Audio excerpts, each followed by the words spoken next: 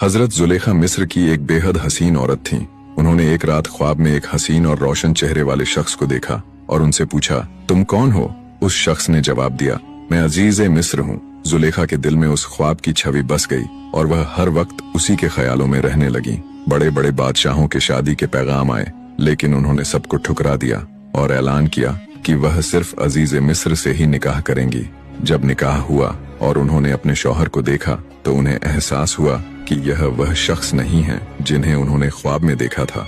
वक्त गुजरता गया और जुलेखा को बार बार वही ख्वाब दिखता रहा। फिर एक दिन अजीज मिस्र ने हजरत यूसुफ अलैहिस्सलाम को मिस्र के बाजार से एक गुलाम के रूप में खरीदकर घर लाया। जब जुलेखा ने यूसुफ अलैहिस्सलाम को देखा तो पाया कि यही वही हसीन शख्स हैं जिन्हें उन्होंने ख्वाब में देखा था। यूसुफ अलैहिस्सलाम के हुस्न पर फिदा होकर जुलेखा उन पर मोहित हो गईं और उन्हें अपनी नाजायज ख्वाहिश पूरी करने की दावत दी। उन्होंने एक महल बनवाया जिसमें 7 कमरे थे।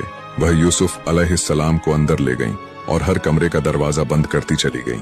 जब आखिरी कमरे में पहुंची तो अपनी ख्वाहिश जाहिर की, लेकिन यूसुफ अलैहिस्सलाम ने इनकार कर दिया और भागने लगे। जैसे ही वह भागे, हर दरवाजा खुद ब खुद खुलता चला गया। जुलेखा ने उन्हें रोकने की कोशिश की और पीछे से उनका कुर्ता पकड़ लिया, जिससे वह फट गया। जब अजीज मिस्र ने यह देखा तो जुलेखा ने झूठा इल्जाम लगा दिया कि यूसुफ ने उन पर बुरा इरादा किया था, लेकिन अल्लाह के हुक्म से एक नवजात बच्चे ने गवाही दी कि यूसुफ निर्दोष हैं, क्योंकि उनका कुर्ता पीछे से फटा था। बात पूरे शहर में फैल गई और औरतों ने जुलेखा पर ताने मारने शुरू कर दिए। जवाब में जुलेखा ने उन्हें दावत पर बुलाया और उनके हाथ में फल और छुरियां दी। जब यूसुफ अलैहिस्सलाम उनके सामने आए तो उनकी खूबसूरती देखकर वे सब मंत्रमुग्ध हो गईं और फल के बजाय अपने हाथ काट लिए। वे हैरानी से कह उठीं, यह तो कोई फरिश्ता है।